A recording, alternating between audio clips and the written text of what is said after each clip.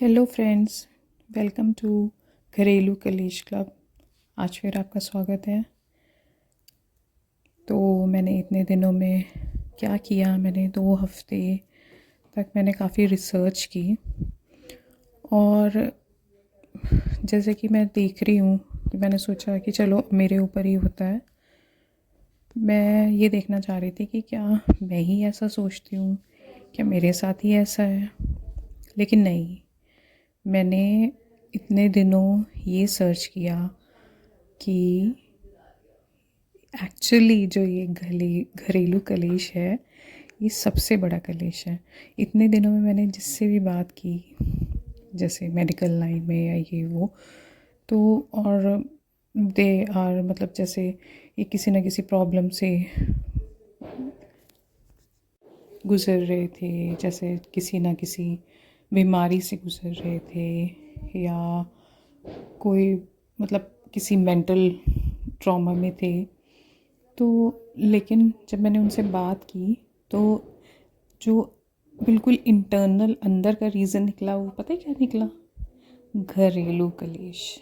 Yes, अब आप समझे, घरेलू कलेश इतना लाइटली लेने वाली चीज़ नहीं है। ये अब तक का सबसे बड़ा कलेश है जो लोगों की लाइफ ख़राब कर देता है। इसलिए हमें इससे बचना बहुत ज़रूरी है। हमें इसका तोड़ निकालना ज़रूरी है। हमें ज़्यादा डिप्रेशन में और ज़्यादा परेशान रहने की ज़रूरत नहीं है। हर चीज़ का सल्यूशन होता है। इतने सालों से एक ट्रॉमा में, एक डिप्रेशन में रहने के बाद अब मैंने ये मतलब जो एक्सपीरियंस किया है कि किसी भी चीज़ को अपने पर इतना हावी मत होने दो। वो है इसका सल्यूशन। स्पीक अप, अपनी प्रॉब्लम पे बोलो, अपनी परेशानी, अपना गुस्सा अंदर ही अंदर मत पीते रहो। सामने वाला इसका बहुत फ़ायदा उठाता है और उठाता ही चला जाता है और वो आपकी लाइफ ख़राब कर देगा।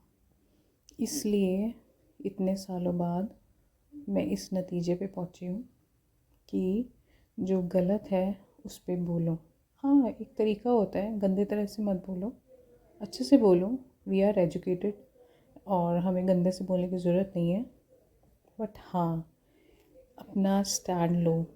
सामने वाले को पता होना चाहिए कि आप वो गलत चीज़ें नहीं सहेंगे। इसलिए अपना स्टैंड लो। वो हाई टाइम है और अदरवाइज़ बीत रही है भाई, बीतते जा रही है, बीतते जा रही है। बिता लो ऐसे ही, ऐसे मत बिताओ। अपना स्टैंड लो और अपनी प्रॉब्लम्स को कम करो, ठीक है। और अभी मैंने काफ़ी लोगों से बात की। लोग पीसीओडी में जा रहे हैं, लोगों को थायराइड हो रहा है, लोग मेंटल ट्रॉमा में हैं, लोग डिप्रेशन में हैं। क्या क्या रीज़न है पता है क्या? ये घरेलू कलेश। अंदर से रीज़न निकला क्या? जब सारी बातें की ये वो, तो पता लगा अरे भाई घरेलू कलेश।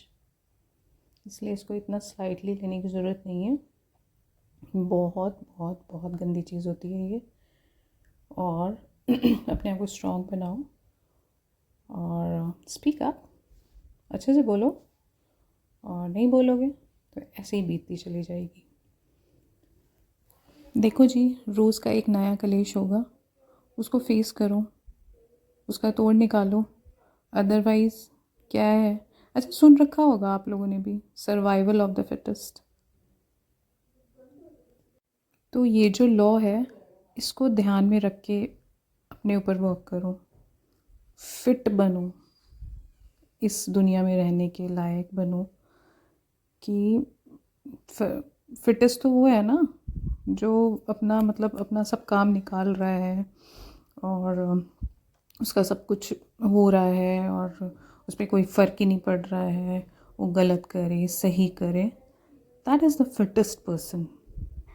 तो सर्वाइवल ऑफ द फिटेस्ट, जब भी कुछ ऐसे वो क्या कहते हैं, वो सोचो डिप्रेस होने की ये वो, तो ये बात ध्यान में ज़रूर ले आना। सर्वाइव करना है कि नहीं करना, और अगर करना है तो अपने आप को फ़िट बनाना होगा।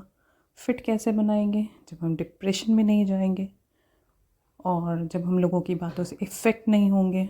लोगों को इफ़ेक्ट करना है भाई, अभी हो गया, अभी अपना टाइम वो हो गया इफ़ेक्ट होने वाला टाइम ख़त्म, इफ़ेक्ट करने वाला टाइम स्टार्ट।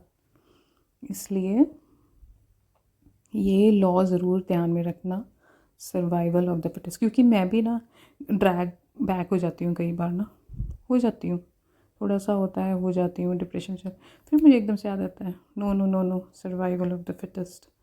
तो ये चीज़ हमेशा ध्यान में रखना और इस पे वर्क करना। सर्वाइव करना है ना, इसलिए अपने ऊपर पूरा ध्यान दो और किसी की बात से इफ़ेक्ट होने की ज़रूरत नहीं है।